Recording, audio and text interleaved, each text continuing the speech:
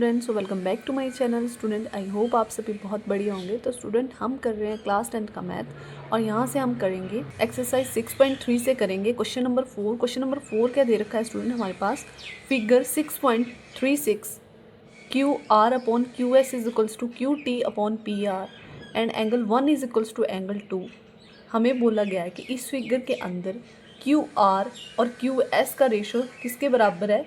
Q T upon P are, इनका ratio आपस में बराबर है। ठीक है, हमें यहाँ पे ये भी गिवन है कि एंगल 1 और एंगल 2 आपस में बराबर है। Show that triangle P Q S is similar to triangle T Q R. हमें शो करना है कि ट्रायंगल पी क्यू एस ये वाली triangle and triangle T Q R ये बड़ी वाली ट्रायंगल, ये दोनों आपस में क्या है? सिमिलर है। तो सिमिलर प्रूफ करने के लिए हमें स्टूडेंट हमारे पास 3 क्राइटेरिया हैं। एक हमारे पास है angle angle angle, side side side और साइड एंगल साइड। तो हम देखते हैं यहाँ पे कौन सा क्राइटेरिया यूज़ होता है और ये कैसे सिमिलर प्रूफ करते हैं। ठीक है, तो करते हैं स्टार्ट। स्टूडेंट, यहाँ पे फ्रॉम फिगर यहाँ से क्या करेंगे? हम यहाँ पे फिगर पे ध्यान देंगे कि फिगर में हमें ट्रायंगल पी क्यू आर, इस ट्रायंगल के ऊपर ध्यान देंगे। ट्रायंगल पी क्यू आर मतलब ये वाली लाइन जो चल रही है ना, ये वाली ट्रायंगल के ऊपर ध्यान दे तो हमें बोला गया कि एंगल 1 और एंगल 2 आपस में बराबर है। और स्टूडेंट, किसी भी ट्रायंगल के अंदर उसके अगर 2 एंगल इक्वल होते हैं ना, तो उसकी आमने सामने वाली जो साइड होती है वो आपस में क्या होती है? इक्वल होती है। ये हमने 9th क्लास में ऑलरेडी पढ़ चुके हैं। तो यहाँ पे देखो, जैसे ये एंगल 1 है तो इसके सामने वाली जो साइड होगी मतलब ये वाली साइड, और यहाँ पे एंगल 2 इसके सामने वाली साइड ये वाली साइड, ये दोनों आपस में क्या होंगी?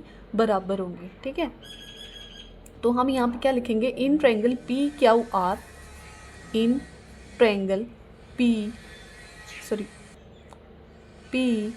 क्यू आर ट्रायंगल के अंदर एंगल 1 और एंगल 2 आपस में बराबर है। तो यहाँ पे लिखेंगे angle 1 is equals to angle 2 और यहाँ पे लिखेंगे क्यों?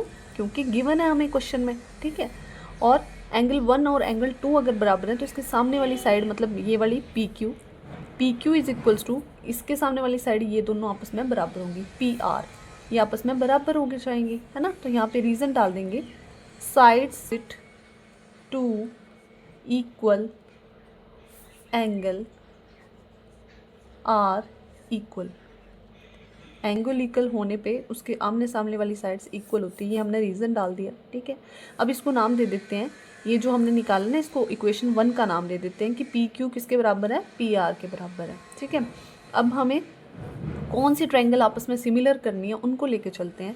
तो यहाँ पे लिखेंगे इन ट्रायंगल कौन सी ट्रायंगल? पी क्यू एस छोटी triangle P Q S and दूसरी ट्रायंगल कौन सी है? ट्रायंगल टी क्यू आर ये बड़ी वाली ट्रायंगल। ठीक है, टी क्यू आर, इन दोनों के अंदर देखो तो हमें यहाँ पे पहले ही एक रेशो गिवन है। ठीक है, साइड्स का रेशो। तो यहाँ पे क्या गिवन है वो लिख लेते हैं। यहाँ पे हमारे पास दे रखा है कि Q R upon Q S is equals to Q T upon P R, और यहाँ पे साइड में लिख देंगे कि ये हमें गिवन है क्वेश्चन में। ठीक है, रीज़न डाल दिया।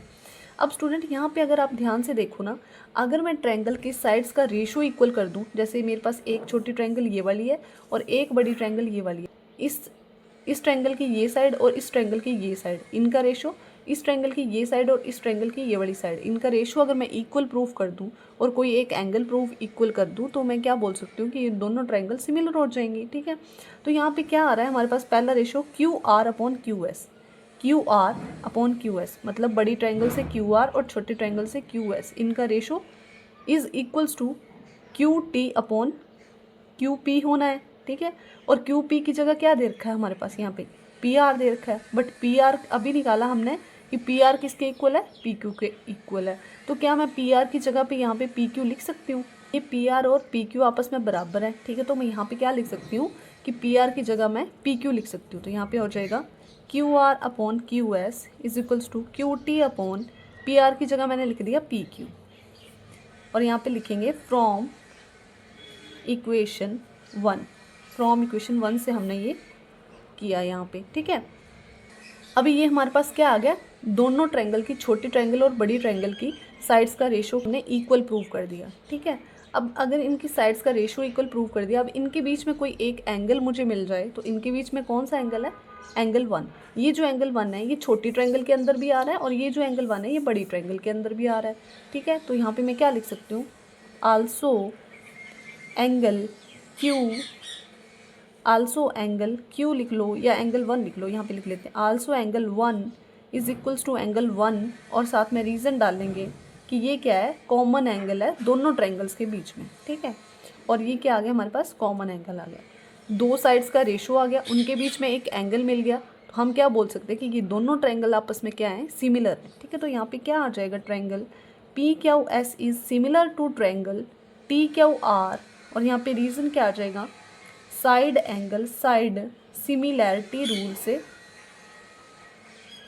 सिमिलैरिटी रूल लगा के हमने इनको सिमिलर प्रूफ कर दिया। ठीक है, यही हमें प्रूफ करना था स्टूडेंट। अभी आपको इसमें कोई डॉट है, कोई डॉट नहीं होगा स्टूडेंट। अगर आपको कोई डॉट रह भी गया है तो आप मेरे से कमेंट सेक्शन में पूछ सकते हैं। सो अगर वीडियो अच्छा लगा है तो चैनल को सब्सक्राइब कर ले, वीडियो को लाइक कर ले। मिलते हैं नेक्स्ट वीडियो में, तब तक के लिए bye bye, thank you for watching.